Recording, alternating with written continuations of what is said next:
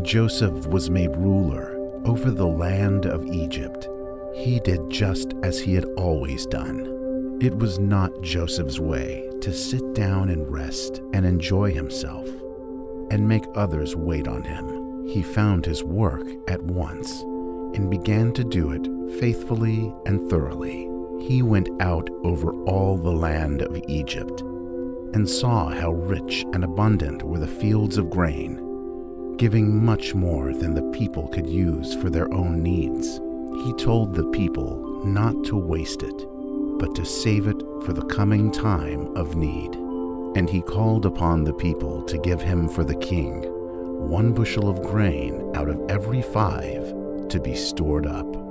The people brought their grain after taking for themselves as much as they needed, and Joseph stored it up in great storehouses in the cities, so much at last that no one could keep account of it. The king of Egypt gave a wife to Joseph from the noble young women of his kingdom. Her name was Asenath, and to Joseph and his wife God gave 2 sons. The oldest son he named Manasseh, a word which means making to forget.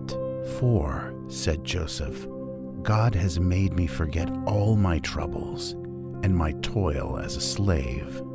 The second son he named Ephraim, a word that means fruitful. Because, said Joseph, God has not only made the land fruitful, but he has made me fruitful in the land of my troubles. The 7 years of plenty soon passed by, and then came the years of need.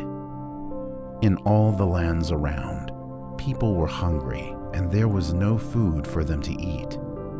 But in the land of Egypt, everybody had enough. Most of the people soon used up the grain that they had saved. Many had saved none at all, and they all cried to the king to help them. Go to Joseph, said King Pharaoh, and do whatever he tells you to do. Then the people came to Joseph, and Joseph opened the storehouses and sold to the people all the grain that they wished to buy. And not only the people of Egypt came to buy grain, but people of all the lands around as well. For there was great need and famine everywhere, and the need was great in the land of Canaan, where Jacob lived, as in other lands. Jacob was rich in flocks and cattle, and gold and silver, but his fields gave no grain, and there was danger that his family and his people would starve. And Jacob, who was now called Israel also, heard that there was food in Egypt, and he said to his sons, "Why do you look at each other, asking what to do to find food? I have been told that there is grain in Egypt. Go down to that land and take money with you and buy grain, so that we may have bread and may live." Then the 10 older brothers of Joseph went down to the land of Egypt. They rode upon asses, for horses were not much used in those times, and they brought money with them. But Jacob would not let Benjamin, Joseph's younger brother, go with them, for he was all the more dear to his father, now that Joseph was no longer with him, and Jacob feared that harm might come to him. Then Joseph's brothers came to Joseph to buy food. They did not know him, grown up to be a man, dressed as a prince, and seated on a throne.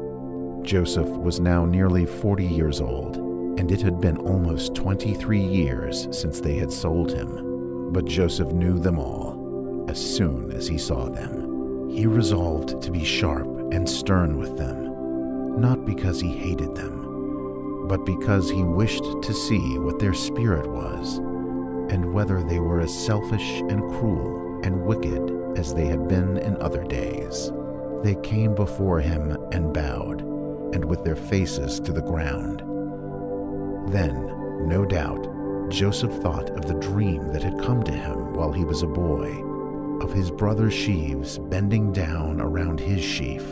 He spoke to them as a stranger, as if he did not understand their language, and he had their words explained to him in the language of Egypt. "Who are you, and from what place do you come?" said Joseph in a harsh, stern manner. They answered him very meekly, "We have come from the land of Canaan to buy food." "No," said Joseph, "I know what you have come for. You have come as spies to see how helpless the land is, so that you can bring an army against us and make war on us." "No, no," said Joseph's 10 brothers. "We are no spies. We are the sons of one man who lives in the land of Canaan, and we have come for food because we have none at home." "You say you are the sons of one man. Who is your father? Is he living? Have you any more brothers? Tell me all about yourselves." And they said, "Our father is an old man in Canaan. We did have a younger brother, but he was lost, and we have one brother still, who is the youngest of all, but his father could not spare him to come with us." "No," said Joseph, "you are not good, honest men. You are spies.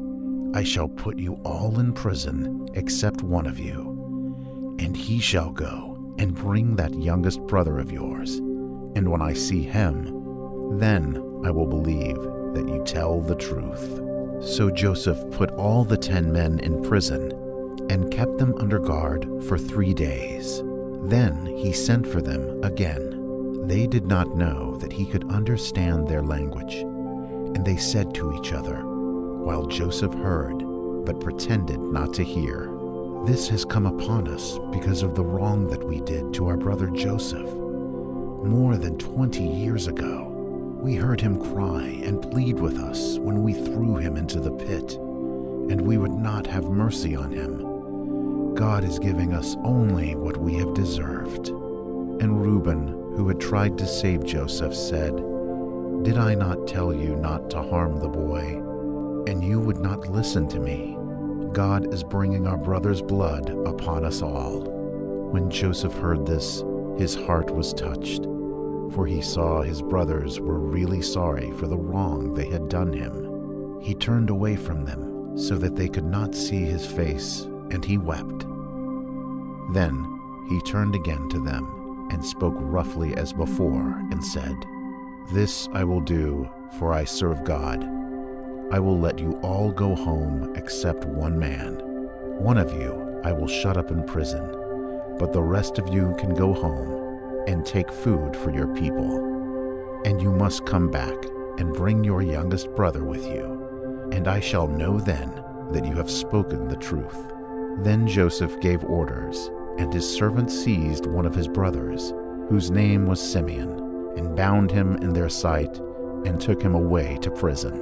And he ordered his servants to fill the men's sacks with grain and to put every man's money back into the sack before it was tied up, so that they would find the money as soon as they opened the sack. Then the men loaded their asses with the sacks of grain and started to go home, leaving their brother Simeon a prisoner. When they stopped on the way to feed their asses, one of the brothers opened his sack, and there he found his money lying on the top of the grain. He called out to his brothers, "See, here is my money given again to me." And they were frightened, but they did not dare to go back to Egypt and meet the stern ruler of the land.